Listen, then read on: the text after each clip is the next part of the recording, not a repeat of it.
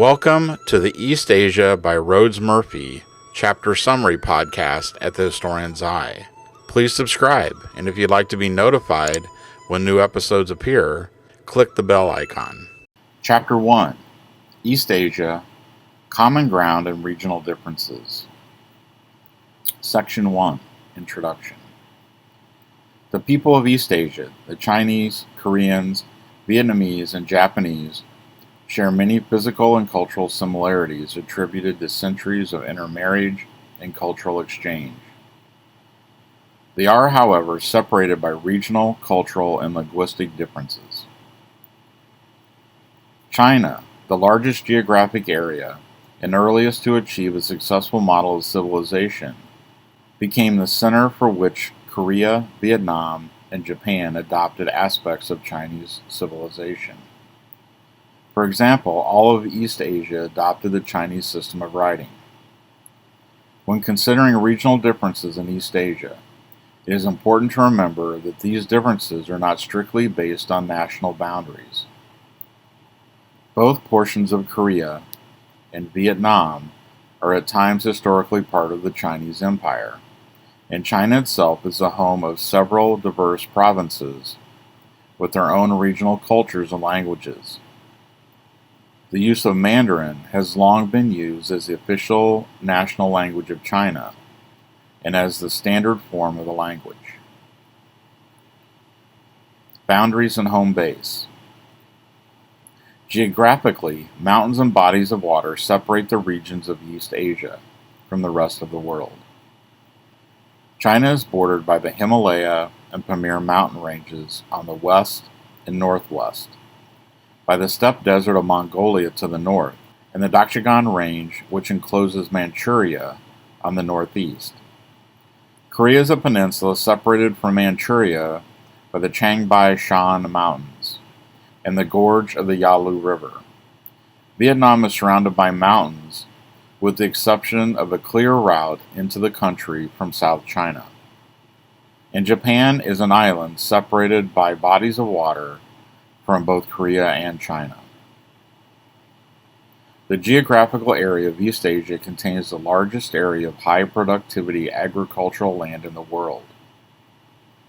Therefore, agriculture became the basis of the economies of first China and then the rest of East Asia, as it adopted agricultural techniques developed by the Chinese. The Chinese climate, relatively mild in comparison to the cold, dry desert to the north and the hot, humid jungle to the south, was called the Middle Kingdom, referring to the land and the cultures of the people inhabiting it, as a median between two extremes. The phrase not only referred to the environment, but to the people and the cultures. Those who lived beyond its borders were considered to be barbaric in comparison to the civilized home base of East Asia. An agricultural dependence on the land for prosperity and civilization created a Chinese and East Asian attitude towards nature. Nature was seen as benevolent and something to be nurtured through human cultivation. It was both philosophically and practically necessary for people to adjust to nature rather than fight against it. Attitudes toward nature. Historical documentation of these loving views toward nature are limited to those authored by the literate elite, but these attitudes were shared by other groups. Painters and poets urged their audience to lose themselves in the greater world of nature that surrounded them. Mountains, considered the ideal place to seek the state of wisdom, are commonplace subjects for paintings and poems. Nature, considered grander and more important than people, was something to contemplate rather than contradict. Imperial administration dealt directly with agricultural issues. The Temple of Heaven was the site of agricultural rites, over which the emperor presided. Agriculture. Growing rice is a complex process, most specifically due to the amount of water required. Rice is grown from seed in specially constructed beds and then transplanted by hand into the flooded fields. Draft animals are necessary, particularly water buffalo, but sheep and goats had to be penned to protect the rice crops. Pigs, chickens, and ducks fitted well with the cultivation of rice. Meat remained an important part of the diet. Bean products, eggs, and vegetables were used to add protein. Silk, tea, and vegetable oils were other important agricultural products. Both fermentation and distillation were used as a means of preserving crops. The Japanese diet remained distinctive. It was dependent on fish and included a number of pickled vegetables. Growing rice is a complex process, most specifically due to the amount of water required. Rice growing from seed in specially constructed beds and then transplanted into the flooded fields. Before transplanting can occur, these fields are plowed and then stirred after the water has been let in, usually by water buffalo. The mixture has to be muddied into a thick, creamy consistency so the water will remain in the field. The water level is then periodically raised as the rice grows. In the few weeks before harvest, the water is drained so that ripening of the grain can occur more rapidly. Throughout the growing season, the fields must be weeded and fertilized. While rice proved to be a highly productive and therefore dominant crop, its successful production is dependent on more than ideal climate, soil, and plains of East Asia. Deforestation, as mentioned previously, was required to clear landscape for rice fields and paddies. Peasant labor, which was in large supply, was required for the successful cultivation of the crop, including the production of night soil, a fertilizer of aged human manure used throughout the growing season, and terracing, which is artificially leveled rice fields constructed out of mountain slopes, were built as a result of growing population pressure in order to increase production. Irrigation methods had to be developed in order to maintain the necessary supply of water into the fields. Despite the intensive labor required to rework the landscape, produce and maintain irrigation technologies, and cultivate the crop, rice production proved successful as more or less stable method of supporting the world's largest population. Rules for society. Just as an attitude towards nature reflects rules governing the universe, nature being more powerful than humans, the Chinese developed strict rules to govern society that reflected the larger heavenly order.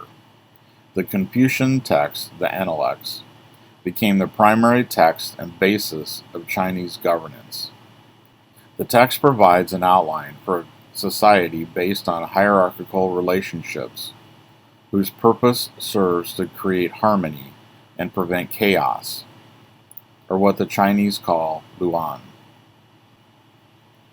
This is quite different from the American concepts of liberty and freedom, which stress individualism and competition as a hallmark of society. The closest equivalent in any East Asian language for the word freedom simply means no rules. Harmony is achieved by working together in a group. In East Asia, individuals prosper or fail as a member of a group, not strictly as an individual. Family is the most important and immediate group for which one is a member. But there are also larger kinship networks, lineage, and one's community. Family is organized hierarchically, and the eldest male being the most important. Sons are subservient to their fathers and elder brothers. Daughters are subservient to their mothers, or if married, to their mother-in-law, and wives to their husbands. Everyone refers to the eldest male, most likely the grandfather. A grandmother can take over this position if the grandfather is deceased. In East Asia, this system for governing society can be described as collective responsibility. If a member of a given family or community succeeds in life, it is considered a success for the entire group, and that the larger group will benefit. On the other hand, if a member of a family fails in life, the entire family is shamed, or in the case of crime, the entire family may be held liable and punished for it. It is important to note that this system may be hard to grasp in a Western frame of mind, where competition brews a desire for individual power and status. The Confucian East Asian hierarchy stresses that those at the top, or fathers, elder brothers, and most especially government officials, act responsibly and benevolently. It is an obligation, not just a privilege, to be higher up in the hierarchy. Of course, this does not mean that injustices do not occur or that individuals, especially in government, have never put their own interests before that of the group. However, this system is largely considered a success since it has survived for centuries. Government and the social order. The Confucian moral laws are highly practical in East Asia's agrarian society, where a community group effort was necessary for wet rice production. The majority of people lived in densely populated villages nearby the rice field and had little, if any, personal space, making a set of clear rules for behavior practical. This merit-based system was intended to provide government with educated moral personnel. The Confucian system prevailed until the late 1800s. The system promoted great continuity and established the notion that personal morality was more important than legal controls. Society was divided into 4 groups: scholar officials, farmers, artisans, and merchants. Villages and towns. 6 or 8 villages would be connected to each other through a market system, meeting in each village on a rotating basis to exchange goods. There was also usually a market town where goods not available through the other villages could be purchased and entertainment sought. A small minority of the population, such as gentry, officials, artisans, and merchants, who live in cities where both domestic and international trade occurred. The village was the only world known to most peasants. The residents of any given village were often closely related. Cities, on the contrary, were centers of regional trade. From the 2nd century BCE, long-distance trade was significant. It is important to note that most land was worked by peasants who owned the land, unlike Europe's feudal system, where peasants were owned by the landowner to work his land. Therefore, leisure time, while in short supply, was available and very important to individuals. This system operated mostly unchanged for roughly 2,000 years. Attitudes towards the present were based in a respect and pride in the past. Yet Chinese science and technology flourished along practical concerns. Confucian philosophy provided a model of accepting and following nature's laws, and gave little thought to theoretical concepts and experimental work. However, the Taoists, who also used nature as a model, experimented in alchemy, what the Confucians pejoratively called magic. For the most part, experimental work by the Taoists was discredited. However, the development of the feng shui survived. This includes an attitude that natural catastrophes reflect heaven's displeasure, and that people must make amends for their behavior accordingly. Feng shui calls for the arrangement of buildings and graves in order to conform to nature's forces. China proper. China proper consists primarily of 3 river valleys: the Yellow in the north, the Yangtze in the center, and the Xi in the south. East, west, north, and south China are all dramatically different in landscape and climate.